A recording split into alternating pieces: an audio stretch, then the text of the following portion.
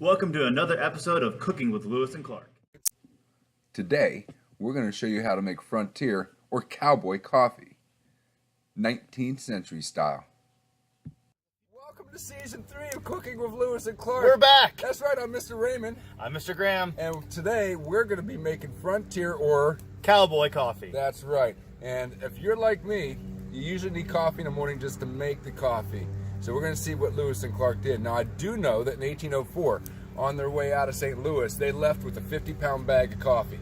How many guys had to share that? 25 to 35 guys, that's not going very far. That is not going to last long. There's no other mention of coffee in Lewis and Clark's journal until 1805, a year later, after they left the Mandan village. And somewhere along the lines, they must have acquired some because Lewis wrote in his journal that he had had coffee for the first time since leaving Fort Mandan. Big deal for him, I'm sure. Big deal for him. So today, we're going to make some Frontier or Cowboy coffee, probably the way that Lewis and Clark did. Right, it's pretty simple, pretty straightforward. Even we can do it. You don't need a filter because normally when you make coffee, you need some kind of a filter or anything like that. So we're boiling water over here in a stainless steel pot. We're going to let it boil. We're going to take it off the heat, put in some coffee, stir it up, let it settle for a moment, put it back on the heat, let it come to just a gentle boil, bring it back out, and this is where the magic happens. We're going to take some cold water and pour it in there because you'd normally think when you just put coffee grounds in water, you get a big cup of grounds. But if it works, and hopefully it does, the ground should sink to the bottom and you get nothing but coffee. That's right. That's the hope anyway. That's the hope. Now, today what we did is we got some coffee beans. You could buy coffee already ground, but here Cooking with Lewis and Clark, why would you already do that? Right. You can get your coffee in the coffee out at the local supermarket. Now, I got 1850 coffee because it's kind of my favorite, and just the name sounds historical. Problem is, they probably didn't have 1850 coffee in 1805, Mr. Graham, did they? About 45 years. 45 years later. Yeah. We're going to take our beans. I don't know, can we be barbarians this year? Go again? ahead. Let's just put those in It's here. just us and the internet. So I'm gonna check the water. I don't think There we it's go. boiled just We yet, got but- some on the table, and we're going to grind away.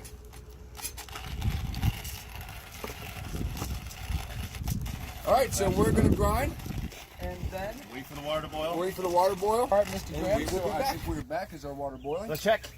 Yep, We it sure have is. got It is boiled boiling. water, All right, okay, which makes hot coffee. It sure does. So let's be careful, and let's move this over here. Carefully move it over here. Remember, children, always use parental supervision yeah. when dealing with a hot backyard I fire. can tell you that this is super, super hot. Yes, now I already took and I ground our coffee into nice grounds. And Mr. Graham, how much are we putting in here? Well, I thought we might take 2 of these. 1, 2, that should be enough. Stir it in really good. I'll give that back to you. Sure you want a little bit more? You want to put a little more in there, it's fine, I'm not looking. Perfect, there we go. A little more in there, stir it up really good. We're gonna put it back on the fire for a little while. It doesn't have to be like a super raging, firing, boiling kind of a situation, but put it back in the fire to let the coffee grounds kind of seep in there and transfer their flavor to the water. There you go. This stick is really godsend. I'm gonna move this carefully so I don't spill it. Over here, you put it on the fire. Let's heat it back up. Get it back up. It's like a microwave. Yeah. All right, we'll be All right. back in a couple minutes. That did not take very long. The Oh magic- boy, does that smell good. Yeah, it is boiling away. Here, we're there. gonna get it in close, see what that looks like.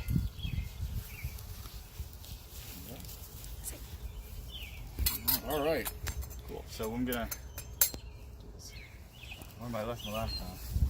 I'm gonna push it over a little bit. Then I'm gonna pick it up. That last time was hot. Okay. Fire is hot. I keep relearning that one. It's a good All right, so now lesson what's to the learn. trick here? What are we gonna do, Mr. Graham? Well, the trick. The trick to this is pouring a little bit of cold water in here. You see, there's some grounds here. Yeah, be able to get in close and see the grounds, and we're gonna.